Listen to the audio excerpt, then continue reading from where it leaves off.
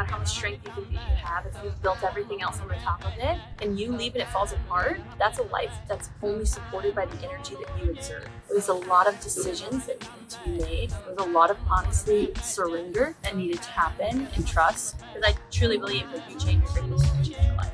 Absolutely. That will only lead to transform you. So if you're in a place of doubt, confusion, lost, or want something more, the best thing I can tell you to do is change your fucking life.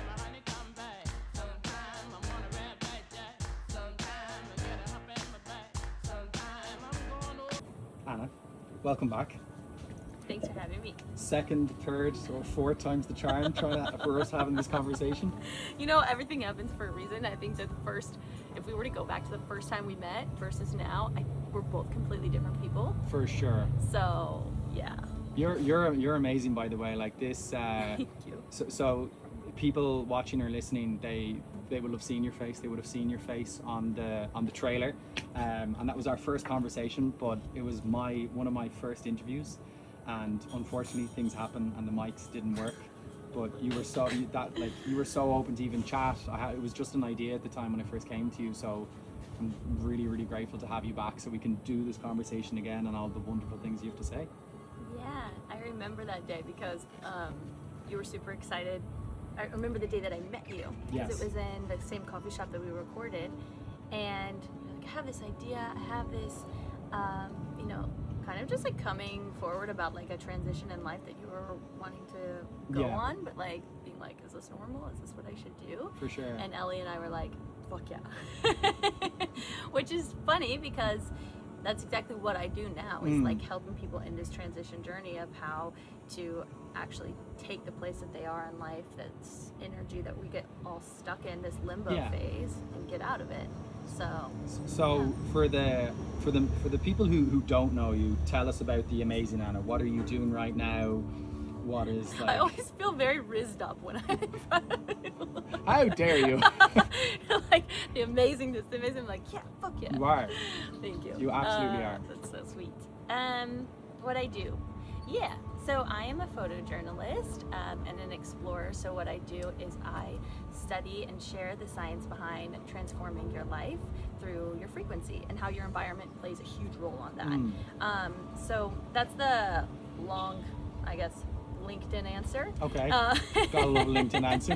What's next on the resume? Excel. But that all started because of my own personal journey. So Okay. It didn't just start like one day I woke up and I was like, actually, I know this is what I want to do. I'm going to go understand how plants affect our energy. Like, that was not it. It had to personally transform my life before it became something that I truly became passionate and interested in. Okay. Yeah, so I first started like living my long story short of my personal transformation journey is that I was living a very stereotypical American life in Denver, Colorado, and I thought that I was extremely happy at the time. Okay. I thought I had everything that I wanted. How many years ago was this? 3 years ago. 3 years ago. Yes, Okay. not that long. And I was like, man, I have everything that I want. Like, I have the husband, the dog, the penthouse, like all of the things that I had as a little girl dreamed of. But was so unfulfilled and so happy, and I couldn't understand why. Yeah.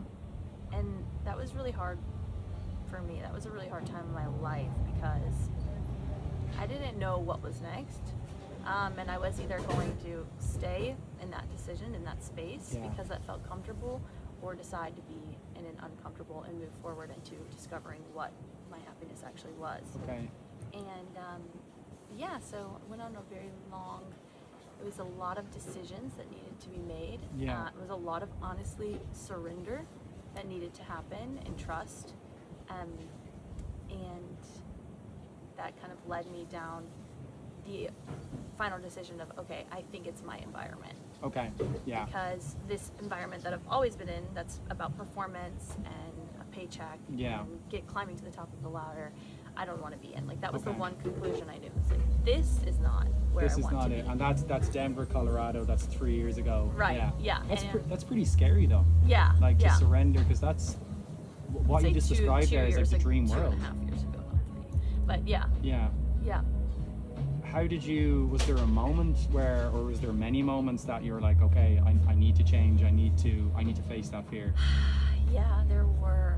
And I didn't see it at the time like I can now, but what I see is, I spent a lot of time convincing myself that where I was okay. It was just regular doubt. Yeah, regular doubt. Yeah, rather than just admitting to myself, why am I feeling this way?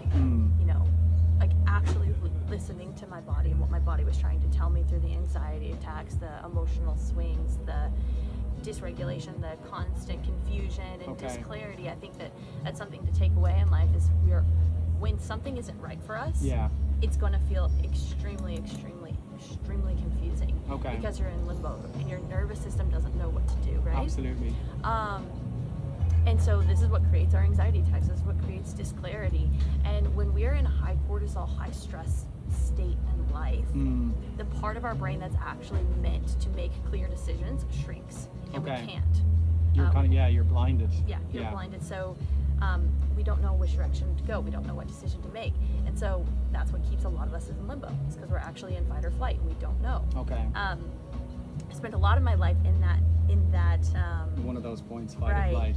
And in this survival mode, and instead of addressing that and moving forward and trying to understand how to heal that, instead I call it the Band-Aid method, because it's a lot of what we do in the United States is like we just try to consume and put on top of instead of get to the root of the problem, understand why the wound was bleeding in the first place.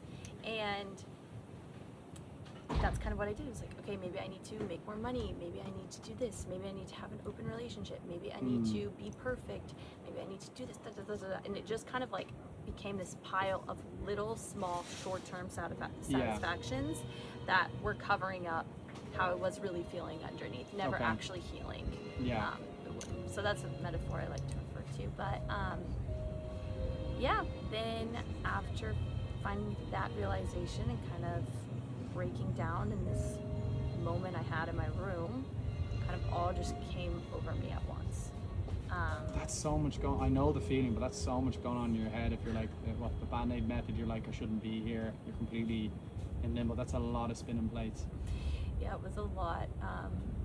And I was honestly so dysregulated at that time in my life. I was drinking a lot. I was so highly consumed in work. Of course, you're trying to self-heal, or like you're using those as copers. Yeah, exactly.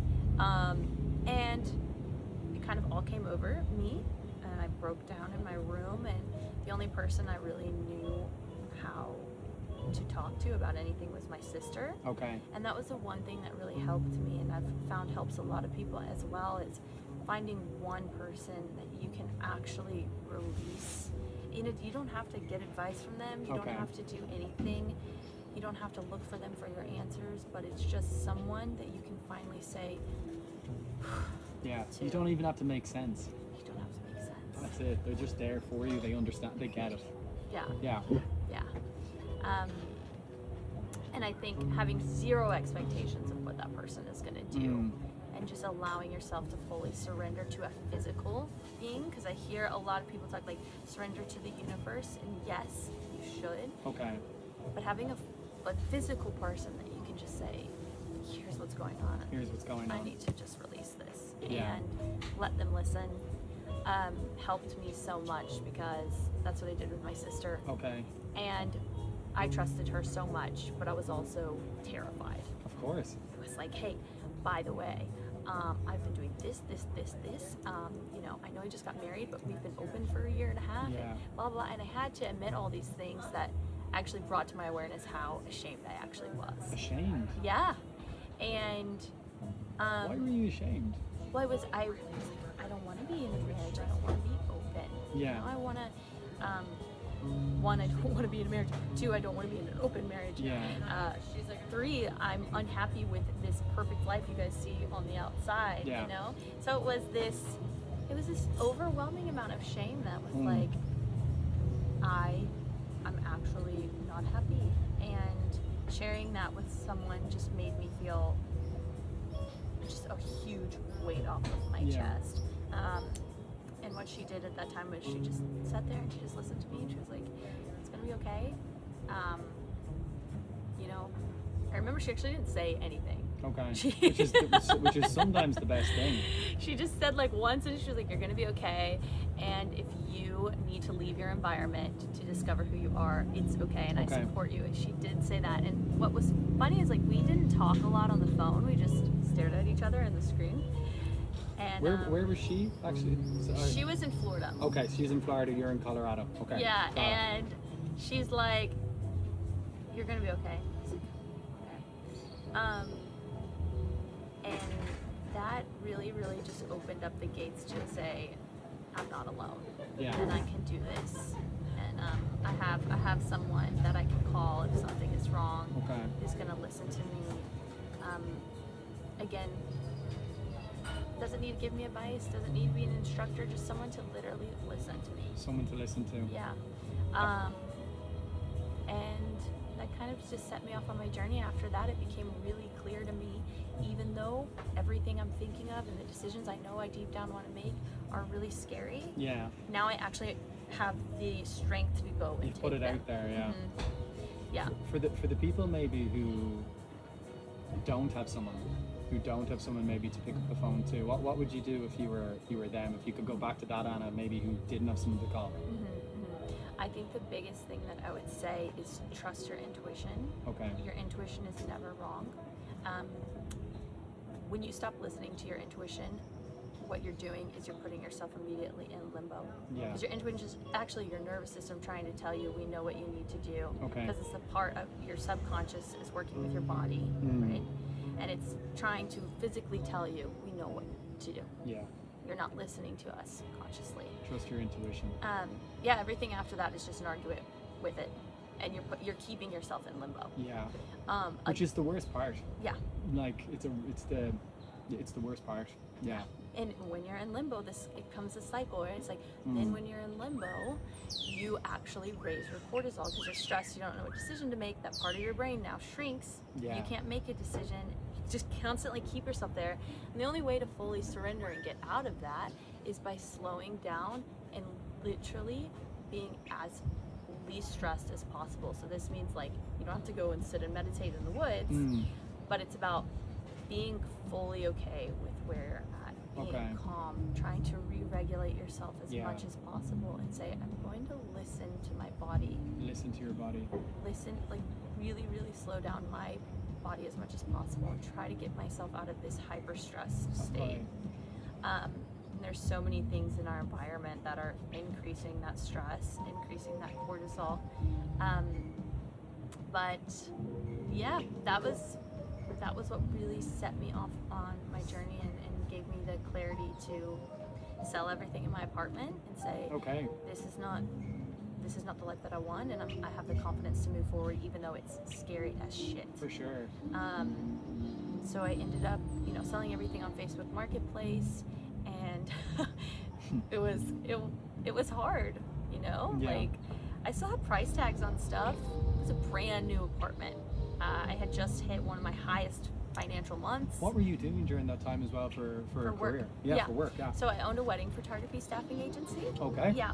And then I was also the lead photographer, so I was traveling to international weddings, going to some of my dream places. I mean, I thought I had it all. I was like, this is fucking great. This week I'm in Italy, the next I'm in wherever.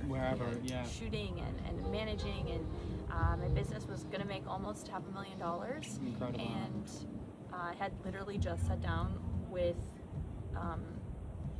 my husband at the time, and we were going over numbers, and I remember. Oh, was he in the business as well? Yeah.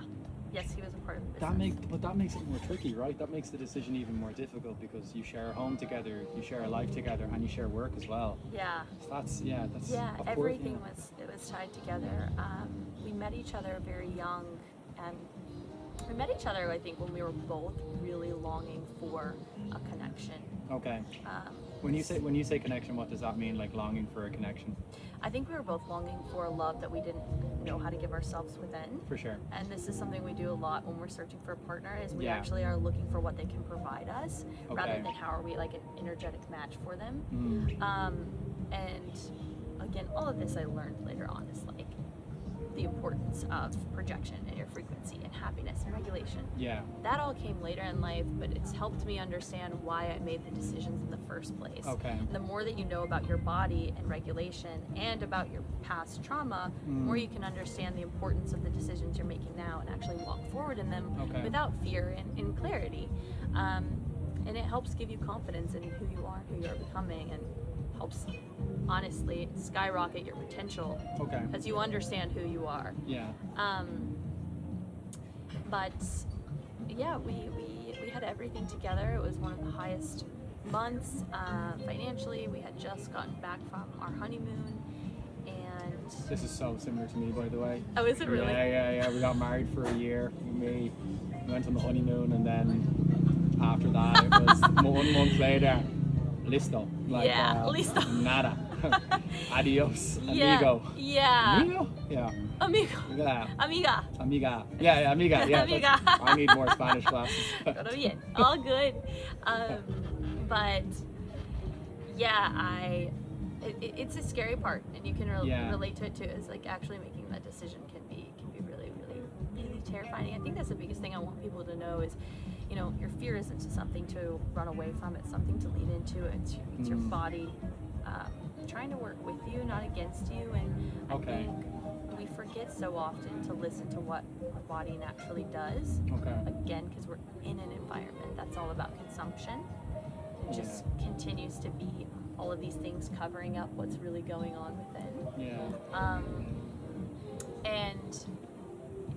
So kind of going back to the story here, I ended up packing up a pack, putting everything in an 80-liter pack, and I even remember during that time, it's not like I became mentally clear, you know? Yeah, it doesn't happen overnight, for sure. It is a long but enjoyable journey. Yeah.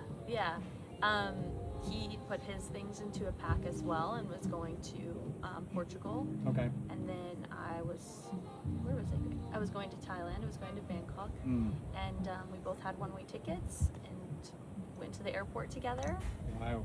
Said each other's goodbyes. Our gates were right next to each other, and we boarded at the same time. That's like, surreal, Anna. It was like a movie scene. Yeah. How did you feel? The honest truth is, I just wrote about this actually, is I felt really, really good. Yeah. And I felt so guilty for feeling good. So it was this, I held on to a lot of shame for the way I knew that I felt. When if I would have embraced it, I think early on, I think I would have healed a lot faster. Instead of just being like, hey, like, you're fucking doing this. Absolutely. Know? You're actually choosing yourself. Yeah. It's okay. And it's okay to choose yourself and still not know what you're doing as well, but you just know you're choosing you. Like, you don't have to have a goal or a thing in mind like that. 100%. And he went to his flight and I went to mine, and on our wedding day, he actually gave me a journal that it's so sweet. He was an incredible guy. We're just, not meant for each other. Not your person. Yeah, exactly. And he had written notes to me every single day of almost all of our relationship, of like really big moments. We were together for 6 years, 6.5. And then on our wedding day, he gave it to me, and it had all these like poems and notes from every single day. So I got to really, and I hadn't read it, but I got to relive his perspective of the relationship. And the first time I read it was on that plane. And I opened it up, and I had never journaled in my life. I had never written down how I actually felt. I had never meditated. I had never actually understood what it meant to be inward at all. And writing actually gave me a lot of anxiety, which is ironic now. Because you're facing yourself, like you're facing your thoughts full on. Yeah. Exactly, yeah. And journaling, you don't do with someone else. Yeah. It's just you and the pen and the paper. And so I opened it up, I read through all of it, and I was really nervous. I remember like shaking because I was like, do I really want to read this right now? I don't know, I don't want to read. But it became so healing because I got to read his perspective, and for 7 years almost, of how he saw the relationship and even how he saw it failing at the same time that I did, but wasn't speaking up about it, Absolutely. but was writing to me on a piece of paper. So we keep ourselves distant a lot of times from the things that we know that we want to say, trying to protect the other person's peace and not actually protecting our own. Of course. So it's a really scary cycle to live in. And I remember like I got to the end of the book and there was still half of it empty, a big portion of it, the journal, and I was like, I'm meant to just start writing in this. And the remainder of that book became so healing to me because it was my journal. It turned into my journal. And I wrote to him for almost a year. I wrote just not send them, but like to him. That's a really healthy practice too. A lot of people have told me to do that. Write a letter to that person. Yeah, I wrote a lot. Good. And sorry, would you like your water? It's very far from you. No, it's okay. Don't worry about it. Go. And that helped a lot. It's like actually being able to, even if you're not able to talk to that person anymore, but still being able to speak to them and get out the things that you want to say. Journaling is such a powerful method of healing because you are releasing the things that you want to say. And that's why I find so many people that do solo travel journal a lot because we're alone a lot. Oh, I hold those journals dear to me. I still have a big pack of them from the last year. What's even better is when you go back and you read it. So if you haven't, you should. I felt a lot of compassion for that person, like because I would have read like straight after the breakup. I went traveling and I was scared. Like I just knew that we've talked a lot about environments, and it doesn't have to be your physical environment. You don't need to change countries. You don't need to have a complete 180. But I remember having a lot of compassion for that person, and I was able to see how much I healed over that time for the more I listened to my heart and listened to my intuition. And I still journal to this day, and I love it. I need it. There's one thing. Sorry to interrupt your flow, Anna, but there was one thing you mentioned about your ex, and you both felt the difficulties at the same time in the relationship and never communicated. Like there's couples out there, like what would you say to them to maybe avoid that, where they don't need to end the relationship, but what should they do? I think the biggest thing that you can do is be vulnerable with yourself and with your partner and listen to what they have to say without walking on eggshells. That was something that I've noticed a lot in other relationships people I've talked to, helped, and even myself, is we became, in counseling, a lot of times it's really about protecting the other person, right? It's like, okay, how can we format it or change it into this perspective to it doesn't hurt this person? Be fucking vulnerable. It doesn't mean scream at each other or throw a fight or whatever. It's this balance in between really speaking how you feel. And laying that out on the table, not saying, well, you know, this really makes me feel this way because my ex and I used to talk like that a lot to each other.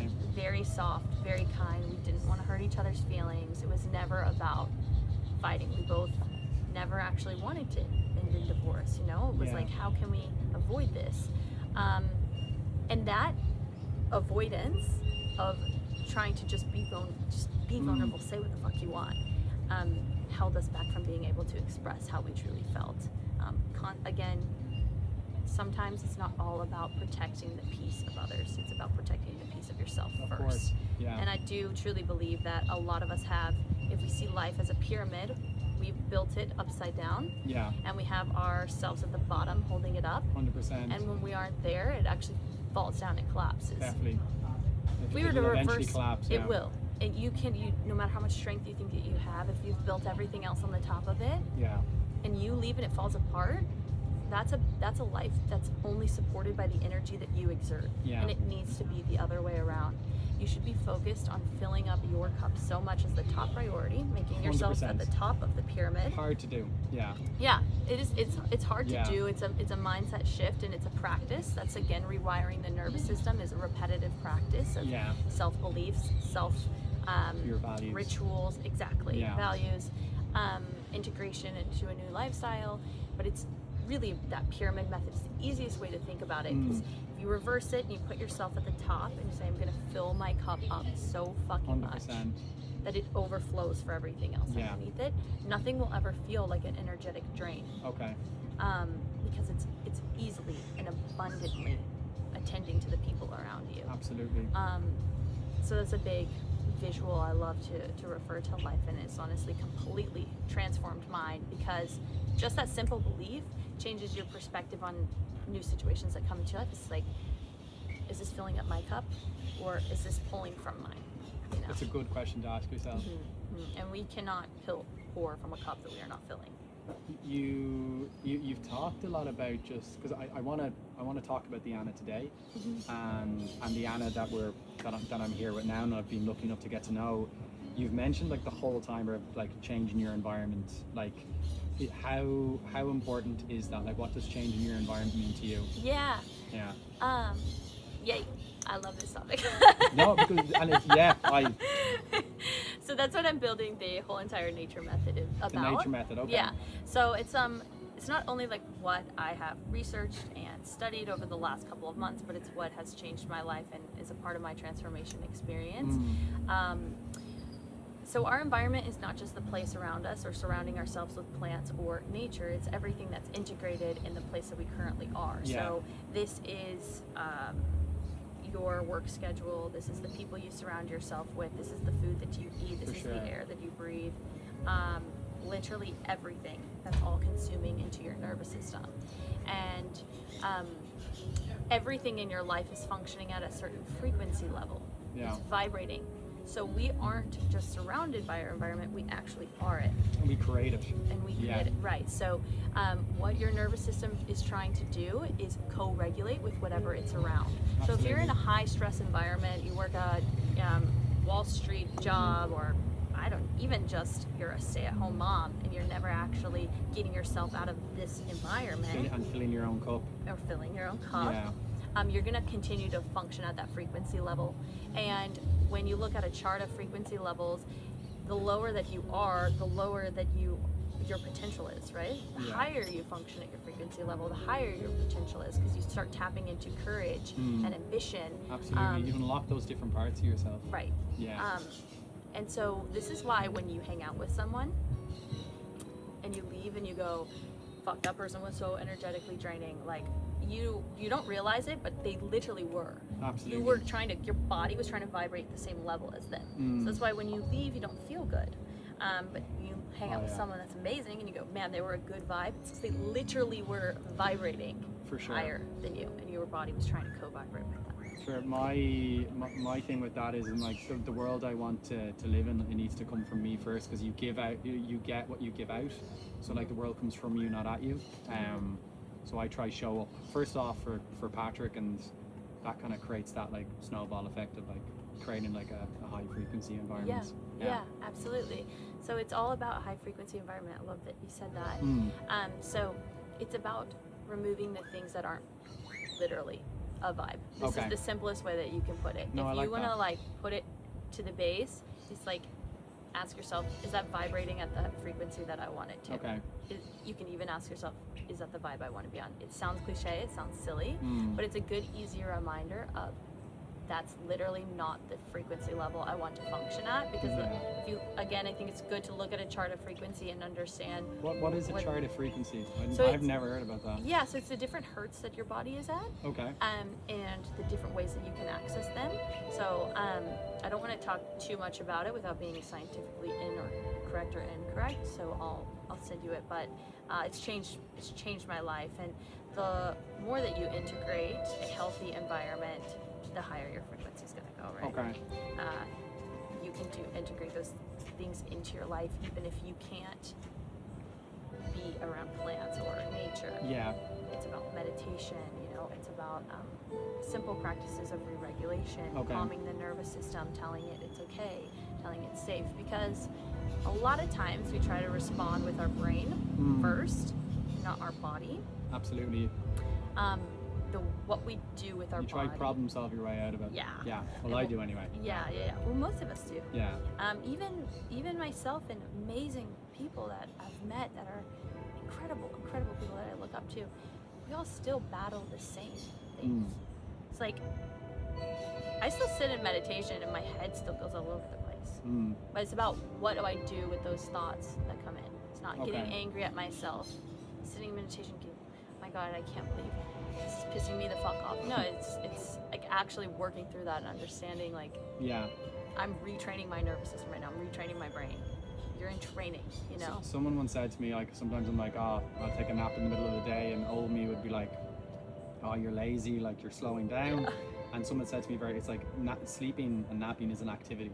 Like that is an activity that's, so I've seen it like that. I'm like, no, I'm actually doing an activity now that's going to benefit me. Yeah. I love that because rest, somebody told me the other day, I can't remember who it was, probably Robert Greene. I listen to him a lot. He's awesome. Yeah. Rest is not a reward, it's a requirement. It's a requirement. And we think it's a reward a lot. For sure. And these little things that we tell ourselves, we're so unaware of how they are affecting everything else in our life. So long answer is your environment isn't the place that you are, it's everything that's in it. Okay. And what I believe in and the method that I create is about first listening to yourself in this environment. How are you currently functioning in it? What does Patrick want? Right. Yeah, or need. Yeah. When you walk into a room with a certain person, what happens to your body? Does your stomach drop? Does your heart raise? Yeah. Do you twiddle your thumbs? You actually notice what 100%. your body is doing. That's so present. And then you can take that information and let go of what no longer belongs. Okay. So, okay, I'm not going to hang out with this person anymore. Okay, actually, I think I need to move. Making these changes that actually allow you to let go. Absolutely. From that, it's about learning. What do I want to learn from this? Okay. How did letting go of this actually teach me about myself and how I can continue to integrate this into my life? And then that's when you live. So I built it on these three L's. Yeah. This is when your soul can really set on fire because you're living to your highest potential. Yeah. So, because we're almost coming to the end of our chat, which has gone so quickly. Yeah. You've talked about that, Anna, from 3 years ago, and like those massive life changes that you made. Like, what's next? What's next for you now? What's the next chapter for Anna? Where is that going? Yeah.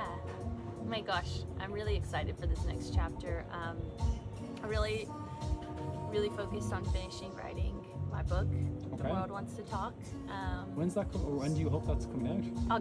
August. I didn't know that. Okay. Yeah. It's built on the nature method on the 4 L's. I love it. Yeah. It's really awesome. And continuing to explore with doctors, practitioners, interviewing really educated and just well-known people about how our frequency affects us. Because I truly believe, like, you change your frequency, you change your life. You change your frequency, you change your life. Like, absolutely. That will completely transform you. So if you're in a place of doubt, confusion, lost, or want something more, the best thing I can tell you to do is change your fucking frequency. Change your fucking frequency. Simply just ask yourself, is this a vibe? Is this a vibe? I love it. Anna, thank you so much for coming on the podcast. Patrick. Lovely to talk with you for a 4th time, and because we've got to know each other so much over the last couple of months, and I'm glad we could get this and make this happen. Yeah, me too. Thanks for having me. Give me a hug. Yay! And thank you for finding Fermata. Oh yeah, of course. This is a nice surrounding. Yeah, it's super chill. And cut. Cut.